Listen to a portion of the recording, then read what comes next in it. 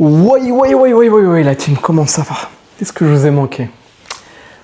C'est probablement la vidéo qui va conclure cette chaîne YouTube. Donc j'espère que de 1, vous avez kiffé visionner toutes ces aventures avec ce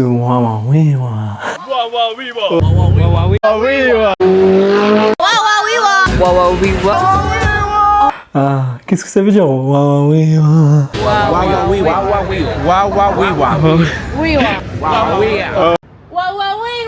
Petit montage.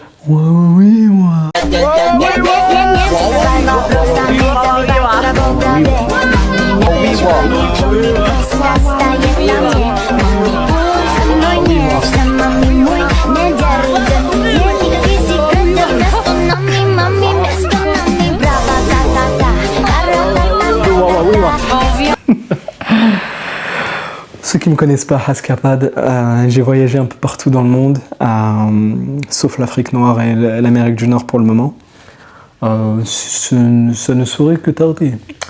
Mais à part cela, ouais, j'ai beaucoup voyagé en Asie et en Amérique latine, dans le monde arabe aussi. Et d'ailleurs, je vous fais cette vidéo depuis le quartier juif de Budapest, en Hongrie.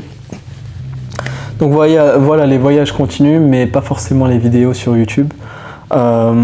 Pourquoi? Hassan, je comprends pas, si tu continues à faire des voyages, pourquoi tu fais pas de vlog? En fait, c'est assez simple. Déjà, les mecs, c'est pas normal de rencontrer des gens, des nouveaux gens, de faire des choses extraordinaires avec eux, mais de prendre une caméra. C'est-à-dire, t'es là, t'es avec ta caméra, avec quelqu'un que tu connaissais pas il y a 3 minutes, et t'es là, tu fais chier avec ta caméra, juste pourquoi? Juste pour faire une vidéo sur YouTube. Moi, ce que j'ai remarqué, c'est que moins je touche à ma caméra et plus je m'amuse. Après, c'est vrai que du coup, je n'ai pas de preuves de ce que je fais. Il y a moyen qu'on m'appelle Oussama Hamar dans peu de temps, parce que je vis des trucs de ouf et j'ai rien pour les prouver. Mais est-ce que c'est forcément important de prouver des choses aux gens? C'est-à-dire que si les réseaux sociaux n'existaient pas, il y a fort à parier qu'il y a beaucoup de gens qui arrêteraient de voyager ou qui arrêteraient de poster du contenu voyage. Typiquement, je te donne un exemple, typiquement des photos devant des bâtiments connus, alors qu'il n'y a pas forcément une explication sur le pourquoi du comment ces gens, tous ces touristes, ces millions de touristes, prennent la photo au même endroit. Tu prends par exemple, allez, un exemple rapide, Chongqing, la ville cyberpunk en Chine. Tu as des gens qui ont remarqué qu'il y a un métro qui s'engouffre dans un bâtiment, dans un building. Et du coup, il y a tout le monde qui, comme des gogoles, se mettent devant le building et qui font « Ah !» Et il y a le métro qui rentre dans leur bouche comme ça, là « Ah !» Juste pour le poster sur les réseaux. Mais on est d'accord que c'est pas un truc de ouf. Et pourtant, les gens vont faire la queue, ils vont se déplacer jusqu'à là-bas pour cocher la case et dire « J'ai fait le bâtiment, il y a la maison, il y a le métro qui rentre dedans. » Donc en vrai de vrai, moi je juge pas, tu vois, je juge pas. C'est peut-être extraordinaire comme truc, mais répéter dans le temps, répéter plusieurs fois, et le fait de l'avoir vu plusieurs fois, moi ça m'exaspère. Et j'ai essayé, la team, franchement j'ai essayé du mieux que j'ai pu, j'ai essayé de vous donner du contenu exclusif, c'est-à-dire des choses qui sont pas trop répétées et vues sur les réseaux. J'ai essayé de vous donner des souvenirs authentiques, vu que moi, mon expérience c'est de partager des moments avec des locaux, et vu que les locaux sont tous différents et que voilà, il n'y a pas moyen de recommencer, de répéter l'expérience de voyage que j'ai vécue, normalement. Et j'ai essayé de vous faire des vidéos uniques, c'est-à-dire que j'ai pris la direction de vous faire une vidéo récapitulative de tout le voyage, quand bien même cette vidéo est compactée, sachant que moi je reste généralement entre 20 et 30 jours, même des fois 1 mois et demi dans le pays en question. Mais à la fin, tu te retrouves, ah, pourquoi tu nous fais une vidéo de 8 minutes? Ah, pourquoi tu nous fais une vidéo de 10 minutes?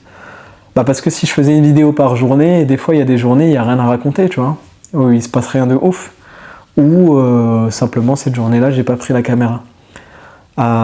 J'ai essayé de vous montrer les souvenirs les plus beaux aussi, les souvenirs mauvais, je les ai cachés, les interactions mauvaises avec les gens, je les ai cachées aussi. Mais voilà, j'ai essayé de donner le meilleur de moi-même, que ce soit sur le montage, sur les musiques, le choix de comment je découpe, le choix des moments que je garde, etc. Il faut savoir qu'il n'y a aucune de mes vidéos qui sont monétisées. J'ai pas touché 1 euro avec YouTube depuis le début.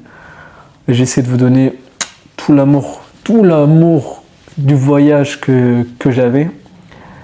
Et on en vient au problème en fait. Le problème c'est que je n'ai plus le goût du voyage. Comment vous expliquer ça? C'est pas que j'aime plus voyager, c'est que je n'aime plus partager mes voyages. C'est-à-dire que j'en viens à une période de ma vie, là j'ai bientôt 29 ans, où je me dis qu'avoir une vie privée c'est plutôt cool, et ne pas forcément tout partager c'est un luxe en fait. C'est un luxe, surtout à l'ère des réseaux sociaux. Actuellement tout le monde partage tout.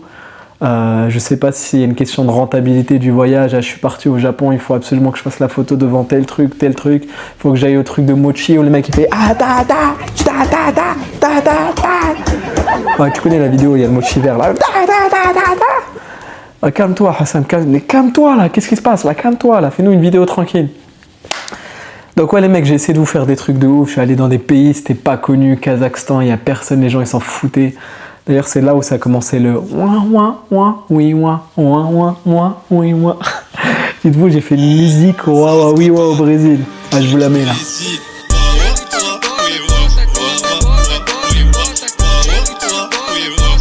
Bref, on se calme. Retour à la normale. Donc, je fais cette vidéo pour vous faire une petite introspection sur tout ce que j'ai pu vivre, à quel point ça m'a rendu heureux et possiblement quelles sont les conséquences de tout ce que j'ai pu faire. Je vais commencer par les conséquences. La première conséquence, comme je vous ai dit, c'est je n'aime plus partager mes voyages. J'ai aussi perdu le goût de l'exploration. Donc ça, c'est un truc important, il faut que j'en parle. Vu que j'ai visité plusieurs cultures et que tu connais le monde, c'est un globe. Non, le déplaise à ceux qui pensent que la Terre est plate, mais le monde, c'est un globe. Et du coup, chaque pays voisin a une culture commune et même leur visage est presque similaire. Mais plus tu t'éloignes de pays en pays et plus les gens sont différents. C'est pour ça que les Indiens ne ressemblent pas aux Français. Et c'est pour ça qu'un Français ne ressemble pas forcément à un Paraguayen. Parce qu'il y a une distance entre les deux. Il y a une distance géométrique qui fait que les gènes ont changé, il y a eu des croisements entre différentes familles, etc. et qui font que lui, il a une couleur de peau comme ça, il a les yeux qui sont tirés, pas tirés, parce qu'il a été croisé avec des aborigènes, des indigènes qui ont migré de la Russie au continent nord-américain, le continent nord-américain qui s'est détaché, etc. Bref, c'est compliqué. Mais quand tu as visité l'Inde et le Népal, quel est l'intérêt d'aller voir le Pakistan? Mais si tu as fait le Pakistan, à quoi ça sert d'aller en Afghanistan? Ah, mais t'as visité le Kazakhstan, pourquoi tu irais en Ouzbékistan et au Kirghizistan? C'est la même chose. T'as les steppes, les gens, ils ont la même gueule. Si t'as fait le Japon, pourquoi tu fais la Corée? Voilà. Là, c'est faux. Là, c'est un exemple faux. Parce que là, il y a deux cultures distinctes avec deux niveaux de PIB hauts. Généralement, tu es capable d'aller visiter des pays qui se ressemblent un peu lorsque le niveau de PIB est assez élevé et du coup, tu sais que... vu qu'ils ont de l'argent, il se passe des choses différentes entre les deux pays. Mais sinon, ouais les mecs, il y a plein de trucs là. Par exemple, je suis à Budapest en Hongrie, j'ai la flemme d'aller visiter les autres pays d'Europe de l'Est. Je me sens bien ici, je me dis, je vis des trucs de ouf, et je me dis, je vais faire quoi dans les autres pays? Et en plus de ça, tu dois tout recommencer. Ça, c'est un autre truc, troisième point. Le fait de recommencer à chaque fois, de changer de destination, de tout voir recommencer, de devoir trouver un logement, de trouver un logement bien situé, de retrouver le café où tu vas boire ton café, le restaurant où tu vas manger. Si tu manges pas, qu'est-ce que tu vas te faire à manger? Quels sont les marchés où tu trucs? Qui vont être tes prochains amis? Parce que du coup, tu es dans un endroit, tu te fais chier. Et vu que tu es un être intelligent et que dans ta tête, tu réfléchis un peu, si tu te fais chier le premier jour, le deuxième jour, si tu fais rien, tu vas te faire chier aussi. Et le troisième jour, ça va être pareil. Donc dès le premier jour, dès le deuxième jour, tu vas essayer de faire des rencontres, tu vas essayer d'aller vers les gens et tu vas essayer de créer de l'extraordinaire. Parce que si tu restes dans la normalité, il va rien se passer. Ton voyage il va être banal. Tu vas rentrer chez toi, tu as perdu de l'argent, tu as pris un billet d'avion, tu es allé à un endroit, tu reviens et il ne s'est rien passé. Tu as mangé des nouveaux trucs, tu as vu des plages, sable blanc, eau bleu turquoise et tu reviens, voilà, tu n'as rien vu en fait. Tu n'as rien vécu en fait. Et moi, ça, j'en ai horreur. Donc, ce qui se passe, c'est que j'essaie d'aller vers les gens. Et il y a beaucoup de gens qui m'ont demandé « Ouais, Hassan, comment tu fais? Tu parles aux gens comment tu fais ça? » Déjà, en fait, plus tu parles de langue, et plus tu as de chances de rencontrer de nouvelles personnes.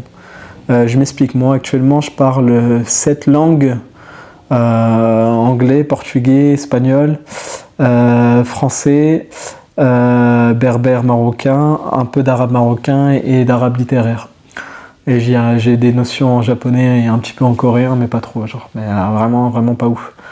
En fait, plus tu parles de langue et plus tu es à même, lorsque tu croises une personne dehors et que tu as eu une interaction, je sais pas moi, quelqu'un, un regard, un sourire ou un truc comme ça, bah hop, tu peux démarrer la conversation. Et si la personne ne parle pas anglais devant toi, mais que, je sais pas, tu es dans un pays d'Amérique latine et la personne parle espagnol, bah, si tu parles espagnol, là, tu as la chance, tu as l'opportunité de faire une nouvelle interaction, de te faire un nouvel ami ou une nouvelle amie.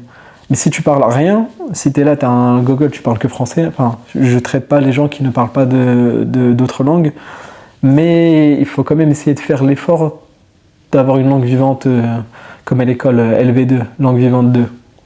Anglais déjà, c'est important les mecs, apprenez l'anglais, ça va vous ouvrir des opportunités de malades mentaux, que ce soit pour le commerce au niveau international, que ce soit pour le tourisme, ou que ce soit l'accès à l'art, juste l'accès à l'art. Tu as des films qui n'existent pas en français et tu les regardes en VO en anglais, bah, tu kiffes ta vie. En plus de ça, je sais pas, il y a des gens, vous regardez des séries en traduction français avec des voix superposées, mais vous ratez trop de choses en fait. Il y a des choses qui traduites ne fonctionnent pas. Ah bref, donc voilà, donc pour rencontrer des gens, il y a ce hack de parler plusieurs langues, et l'autre hack, c'est de passer par les bonnes plateformes. C'est-à-dire que c'est vrai que quand tu vas dans un pays à faible PIB, la probabilité que la personne devant toi parle et est éduquée et parle l'anglais, elle est très faible. Donc le hack, c'est d'utiliser des applis, les applis du diable, moi je les appelle les applis du diable.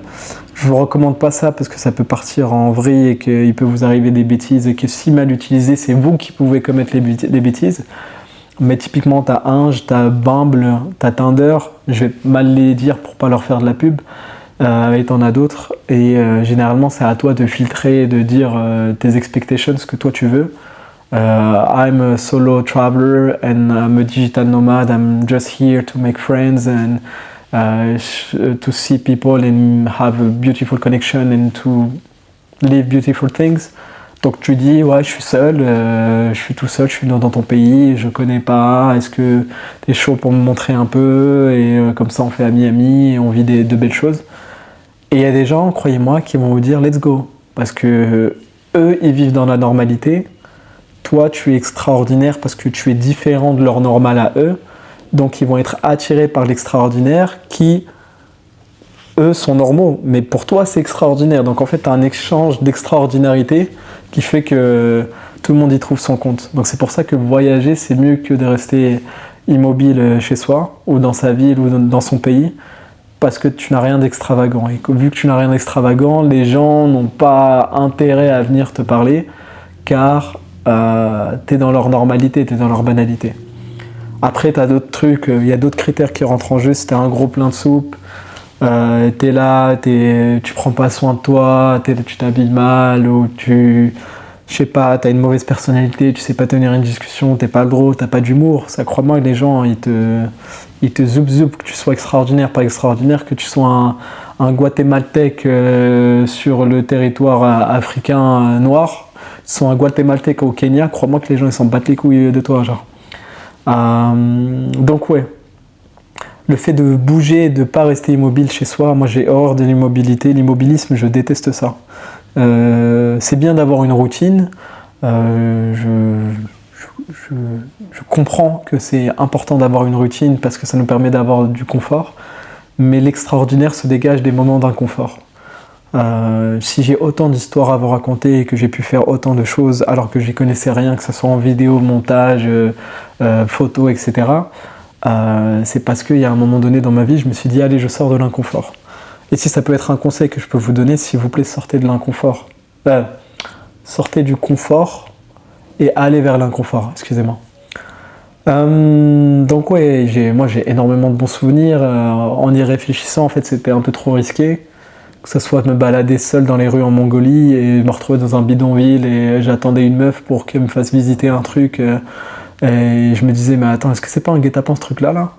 Que ça soit la nuit Fast and Furious en Colombie où je me retrouve avec des mecs qui ont des voitures à 500 000 $ et tu te dis mais attends, imagine on fait un accident, un truc, le mec il est à 300, il est à 250 sur l'autoroute aux alentours de Medellín, en plus les autoroutes elles sont en serpent comme ça donc ça bouge dans tous les sens. Ou les mecs à moto au Brésil, on a cabré de la moto pendant toute une après-midi et c'est pas un moment où on s'arrête et il y a des potes à eux qui les arrêtent et qui leur disent ouais, est-ce que lui il veut de la coke le gringo? Je lui dis non. Après il me dit, il insiste, il me dit si prends ou je m'énerve. Et j'ai fait non. Et ils m'ont protégé finalement, mais après il m'avait posé une question, il m'avait dit est-ce que toi t'es plus Neymar ou t'es plus Ronaldinho? Et j'avais tellement peur de répondre une mauvaise réponse que je me suis tué, j'ai rien dit, je dis j'aime bien les deux genre. Bref. Plein de moments comme ça où j'ai vécu des moments de pression, des arnaques, des moments de danger aussi où je me suis senti en danger. Mais pour rien au monde, si on me mettait devant tout ça, enfin si on me mettait devant ma version de moi-même il y a on va dire 4 ans, parce que j'ai commencé en vrai à voyager il y a 4 ans, et qu'on m'exposait tout ça, bien sûr que je le ferais. Bien sûr que même avec tous les inconvénients du voyage seul, je referais exactement la même chose.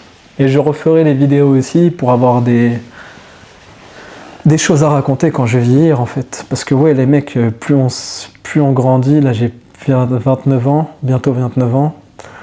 Il y aura la trentaine, après 35 normalement t'as une famille, t'as des gosses. Va falloir raconter des choses à ces gosses les mecs. Si on est des papas et des mamans dans la normalité, c'est dur d'être un exemple pour son gosse. Je dis pas qu'être normal c'est mal, parce que encore une fois, être normal c'est une courbe. La loi normale c'est une courbe. Si tu prends la taille des gens, les gens ils ont une taille moyenne et du coup tout le monde a à peu près cette taille-là. Mais t'as des gens qui sont hyper grands, t'as des gens qui sont plus petits. C'est bien d'être dans la normalité, mais c'est bien d'être à droite de la courbe de la non normale, c'est-à-dire d'être dans ce qui t'élève le plus. Donc soit tu le deviens toi-même en restant chez toi, c'est-à-dire que tu deviens plus intelligent, tu te consacres à des activités culturelles, tu apprends des langues, tu lis des livres, tu fais des choses. Tu vas à la salle de sport, tu fais un régime alimentaire bien, tu prends soin de ta santé. Prenez soin de votre santé les mecs, il y a des gens qui regardent cette vidéo qui vont mourir avant 40 ans. Maintenant, pose-toi, réfléchis. D'ici 40 ans, tu auras peut-être une maladie, un cancer, un truc de ouf, qui vient du fait que tu manges trop de chips, que tu restes sur ton bureau, que tu fais pas de pas, que tu montes pas les escaliers quand il y a des escalators ou il y a des ascenseurs, mais ça j'avais vu la stat là il y a pas longtemps, il y a que 2% des gens qui prennent l'escalier lorsqu'il y a un escalator ou un ascenseur à côté. Une autre stat intéressante, c'est que lors du Nouvel An, tout le monde a des nouvelles résolutions, et sur 1000 personnes qui ont des nouvelles résolutions, au bout de la fin de l'année, il n'y en a plus que 27 qui tiennent leurs résolutions. Et le nombre 1000 s'écroule comme ça d'un coup, c'est-à-dire que c'est une exponentielle qui descend en inverse. T'as 1000 personnes au premier mois, deuxième mois, fin du premier mois, il te reste plus que, je crois, 500 personnes, et ensuite ça descend à 100 personnes, et au troisième mois, etc. Enfin, ça descend comme ça d'un coup. Donc ouais, la team, ayez du commitment, ayez de l'engagement lorsque vous faites des choses. Peut-être que je parle un peu trop là, j'ai pas fait de pause depuis tout à l'heure, mais on va pas faire de pause, allez on continue. Et je sais plus ce que je disais, je disais essayez d'être heureux, essayez d'être loin de la normalité, essayez de faire des choses extraordinaires, et mettez-vous dans des lieux extraordinaires pour faire des choses extraordinaires.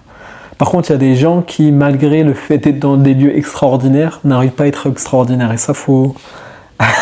C'est extraordinaire de ne pas être extraordinaire dans un lieu extraordinaire.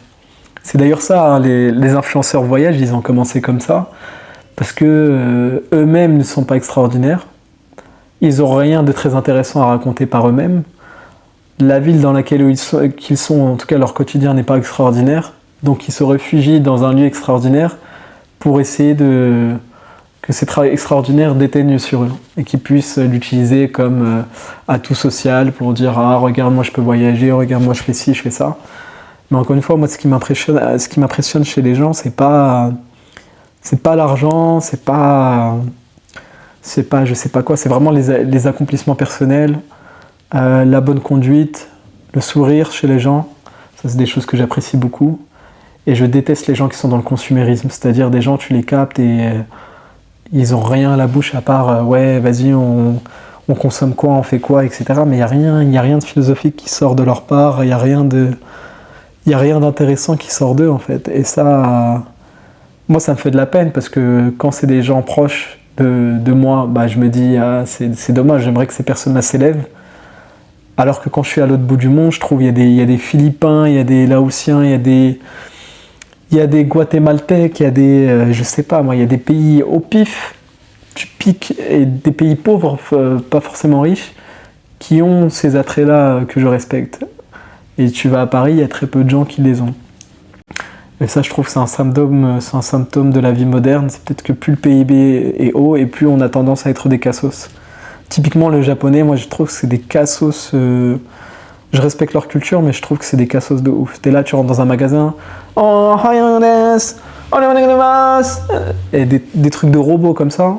Après, c'est une qualité de service et autres, mais tu les sens que dans leur interaction humaine. T'es là, tu veux parler à quelqu'un.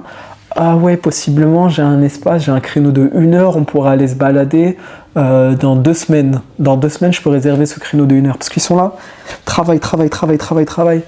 Tous les pays là où t'as les néons le soir et que les magasins ne ferment pas, ces pays-là, faut pas vivre là-bas. Il y a un moment, je voulais vivre en Corée du Sud. J'étais parti en Corée du Sud avec l'idée, je vais m'installer là-bas et tout.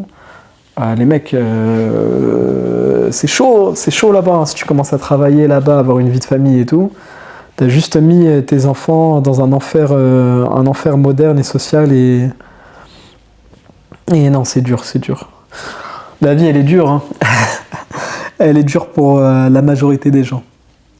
C'est-à-dire que tu prends quelqu'un de normal, sa vie sera dure. Tu prends quelqu'un de normal, sa vie sera possiblement malheureuse. Par contre, si tu prends quelqu'un d'extraordinaire, généralement, sa vie n'est pas malheureuse parce qu'il fait des choses extraordinaires qui le poussent vers un dépassement de soi, ou en tout cas vers une évolution de ses compétences ou de sa vie ou autre, qui fait que le mec il kiffe sa vie. Parce que chaque jour, c'est différent, chaque jour, il se passe un nouveau truc, et chaque jour, il se pousse à faire de nouvelles choses et de belles choses. Donc ouais, la team, moi, je suis arrivé au moment où les voyages ne sont plus extraordinaires pour moi. J'ai beaucoup digressé, je suis désolé, j'ai beaucoup digressé, je parle beaucoup. Mais voilà, je suis arrivé à un moment de ma vie où les voyages, c'est plus très intéressant. J'aime me poser dans un pays, rencontrer des nouvelles personnes et vivre ma vie, mais je n'aime plus le montrer sur les réseaux, forcément. Sur Instagram, en vrai, j'aime bien poster des photos à droite à gauche, mais faire des vidéos longues avec une caméra DJI dans la main, faire des activités, des trucs, faire chier les gens avec ta caméra, parce qu'en vrai de vrai, tu fais chier les gens. Même si la personne t'a dit, vas-y, t'inquiète, tu peux filmer et tout, en vrai, tu l'as fait chier. Voilà, donc là, tu l'as fait chier ou tu le fais chier, parce que ça peut être un mec. Donc ouais, la team, cette chaîne YouTube voyage, pour moi, les vlogs prennent fin. Si jamais un jour il se passe quelque chose d'extraordinaire, d'incroyable qui me pousse à prendre ma caméra, ah bien sûr je vous le partagerai ici, parce qu'en vrai je le partage pour vous, mais je le partage plutôt pour moi, car il y a beaucoup de fois où je revois les vidéos, je revois mes trucs et je me pisse dessus, je rigole de ouf. Je rigole de ouf de l'évolution. Quand j'ai commencé à voyager, putain, j'avais aucune dégaine, les mecs. Hein. Aucune dégaine, grosse barbe, cheveux courts, gros lard, les joues enflées. Et là.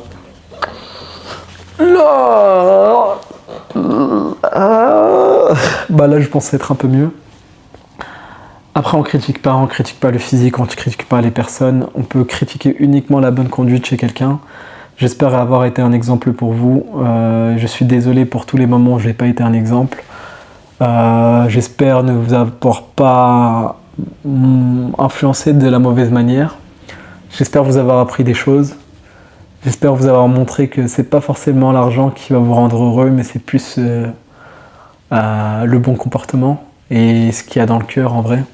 Bon, les gens qui m'ont marqué, c'est vraiment pas des gens riches. Hein. Les gens qui m'ont marqué, c'est des gens qui m'ont impressionné par soit une forme d'art.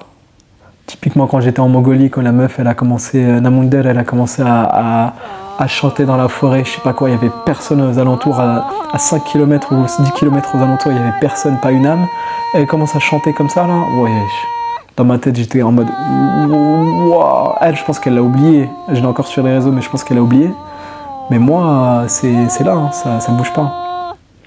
Il y a plein de moments comme ça, tu vois, des moments simples où je vous les ai filmés, vous ça a duré 3 secondes à l'écran, mais moi dans ma tête ça reste à vie, que ce soit faire de la balançoire en Corée avec une meuf que je connaissais pas avant, Aller tirer au Kazakhstan avec la Russe, la Maria, là, c'était trop bien. Bon, voilà, il y a plein de trucs. Je sais pas, la Salvador de Bahia quand j'étais avec Thaïlande et qu'elle m'a emmené dans un restaurant où j'ai mangé, je crois, le meilleur plat de ma vie. C'était une pirão, ça s'appelle, une sorte de purée mélangée avec du poisson, une orange. Et j'ai encore faim de ça, c'est-à-dire que j'ai cherché des endroits où je pouvais manger ça dans les différentes villes que j'ai visitées depuis et j'ai pas réussi à retrouver. Ah, on va parler de la bouffe, les mecs, parce que ça, c'est un truc de ouf. Le voyage pour la bouffe, c'est une dinguerie. Top 3 des bouffes pour moi, premièrement péruvienne et ceviche, des trucs comme ça, là, lomo saltado, tous ces trucs-là, là, péruvienne, top 1. Top 2, indienne. Il faut savoir que la bouffe indienne, elle est magnifique. Je vous conseille d'aller en Inde juste pour manger indien ou de trouver un bon restaurant indien à côté de chez vous, mais vous ne saurez jamais que c'est un bon restaurant indien avant d'avoir testé en Inde. Et même la street food en Inde, hein. La street food en Inde, les mecs, respectez-les. Vous voyez les vidéos, les mecs, ils sont là, ils prennent du pain, ils font ça avec leurs aisselles et tout, ça c'est du faux. Ou c'est peut-être vrai, mais dans 1% des cas. Mais la normalité en Inde, la bouffe normale en Inde, c'est une bouffe extraordinaire de dingue. J'utilise beaucoup le champ lexical de la normalité et de l'extraordinaire, mais bref. Et top 3, je dirais japonais. Les sushis, les trucs comme ça, surtout quand tu les as goûtés au Japon.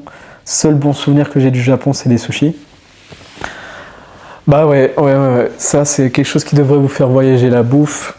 Et rajouter en quatrième, parce qu'on pense toujours au top 3, on oublie le reste.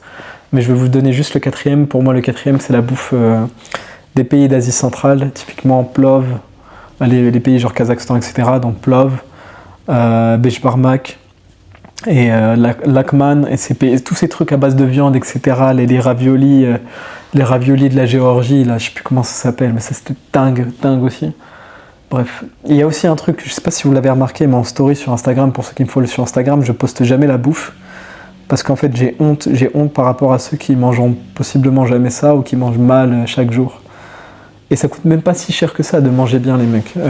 Quand je vois la génération Testi Crousti, etc., je crois que vous avez totalement pété un plomb. En France, c'est quoi? C'est 12 € le kilo le filet de poulet, 16 € le kilo la viande hachée. En gros, t'achètes ça, tu te fais des plats, tac, t'essaies de bien manger, tu manges des fruits, tu diminues tes glucides, t'arrêtes de manger beaucoup de pain et du riz, après tu deviens un peu costaud, tu vas à la salle, etc. Ta vie elle sera belle et tu vas être dans la constante évolution. Et comme je t'ai dit, sur 1000 personnes qui prennent la résolution d'aller à la salle le 1er janvier, le 31 décembre, il n'y en a plus que 27. Donc imagine, au bout de 3 ans, il y en a combien, tu vois? Après, c'est une exponentielle descendante, mais peut-être que les 27, au bout de 3 ans, il n'en restera plus que 3 ou 2. C'est pour ça qu'après, tu deviens quelqu'un d'extraordinaire, parce que tu as accompli, tu t'es engagé sur quelque chose qui est extraordinaire. J'ai rien scripté, les mecs, là, je vous parle comme ça, en mode chill. Mais ouais, du coup, c'est la dernière fois que vous me voyez parler sur YouTube, pendant un long moment, même un très long moment. À moins que je revienne un jour pour un autre concept ou pour vous partager de nouvelles choses extraordinaires qui seront extraordinaires pour moi et qui me feront kiffer. Sinon, d'ici là, prenez soin de vous. Si vous avez en vrai encore des questions, des trucs comme ça, n'hésitez pas, je suis là pour y répondre et j'y répondrai avec plaisir. En commentaire, bien sûr. N'hésite pas à liker la vidéo, à la partager. Et en vrai, les mecs, si je devais résumer tous ces voyages-là par un seul mot, je dirais oui. Allez, ciao, c'était Haskapad pour vous faire plaisir. J'espère que vous avez aimé. Et je vous laisse avec cette petite musique que j'ai faite au Brésil. Mais c'est Haskapad en direct du Brésil.